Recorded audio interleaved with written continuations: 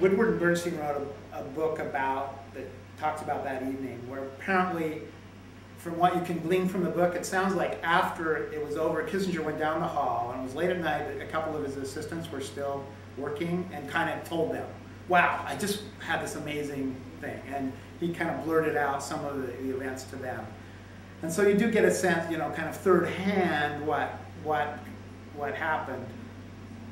But actually, from my point of view, that's not particularly important. And neither one of them actually ever revealed much. No, neither Nixon nor Kissinger revealed much about it at all. So what interested me was, wow, here's two larger-than-life characters in a room together, almost in a no-exit situation. Let's let them go and see what happens. It's what Steve, I think, talked about. If the writing offers those possibilities and there's actual genuine wit and really good wordplay in the script, that makes it easy. Cast two extremely wonderful theater veterans that actually know how to allow the thing to have a response that involves humor, which usually involves understanding, that you get it, that's why you laugh. These two guys are really awesome. I mean, rhythmically and with all the skills that theater actors have to have. So that's how you do it, actually. And then for the directors, you just sit back and hopefully edit, if that.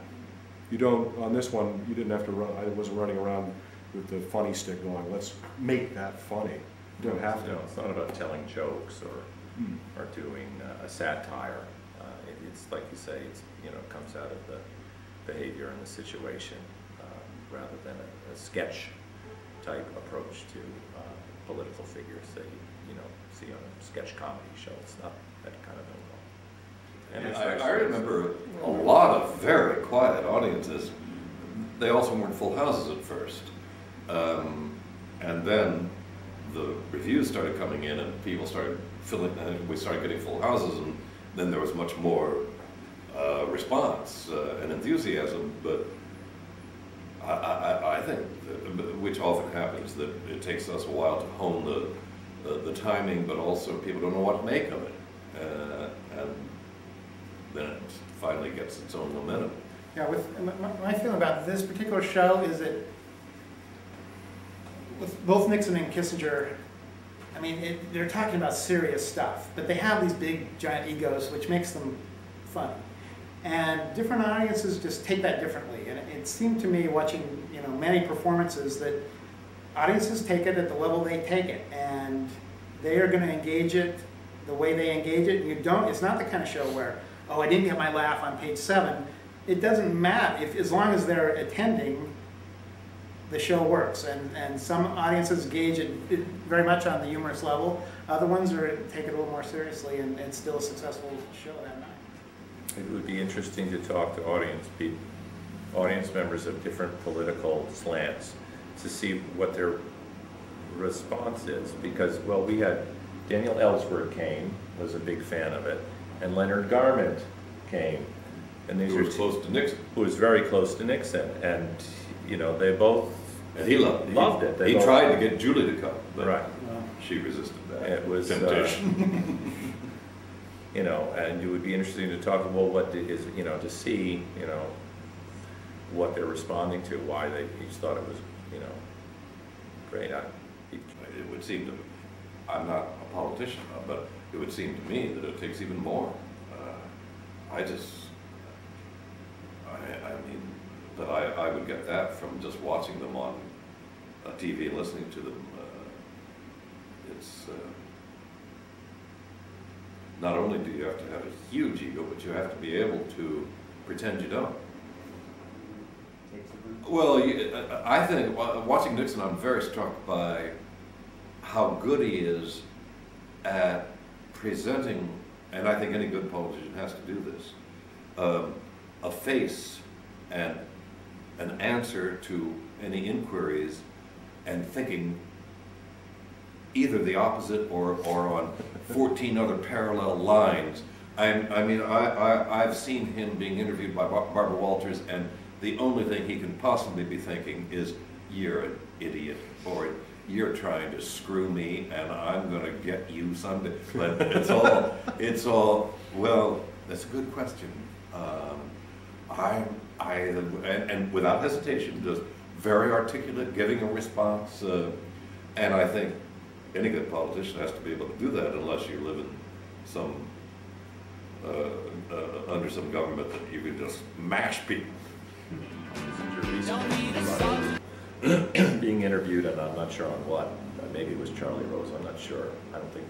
But what struck me was how he listened, but showed nothing at the same time he was listening. I mean, you get this idea. Everyone has this image of Kissinger as just sort of, just sort of deadpan and the little low rumbling voice and whatever. But he just sort of listened, showing absolutely nothing, no emotional response, whatever, and then giving an intellectual, his intellectual answer to it. Apparently, he was very gregarious in real life, and there are a lot of photos. Most of the photos I've looked at have him smiling and laughing, and he could tell a joke, and he could do all that stuff, which apparently Nixon liked. I mean, you saw Kissinger as sort of as his pet that he trot out for donors and whatever, and say, go ahead, Henry, perform, and he'd sit back and enjoy Henry's performance, grasp of the issues and all that stuff, which was, so I guess he was pretty good at it, or he wouldn't have been able to get away with the Cambodian bombings and still get the Nobel Peace Prize for his work in the Mideast. So, yeah, supposedly he said, it's probably apocryphal, supposedly he said that power is the ultimate aphrodisiac, but yeah, he dated, Jill St. John, Allie McGraw, took all the starlets. Is that it specifically in its time, or is it? Yeah, oh yeah, how was it not to? How do you do that? Period correct clothes. Try to, as far as what the audience sees, try to keep it within the frame of that period. But, oh yeah, no, the idea of actually, it's a specific night in 1974, so the night before his resignation. So. That came up very much during the writing, setting it in its time, because they make a lot of references that currently everybody would know who they were talking about. And when I'm writing it, I'm realizing, well, the modern audience, I mean, I had to research it to know who they would talk about. Do I try to give little hints as to, who Dobrynin is and things like that? And I realized, no, they're in 1974, and that's that. So just from that aspect, it's, yes, this is where they are, that's who they are, and I think that helps just set it there, and that's the way yes.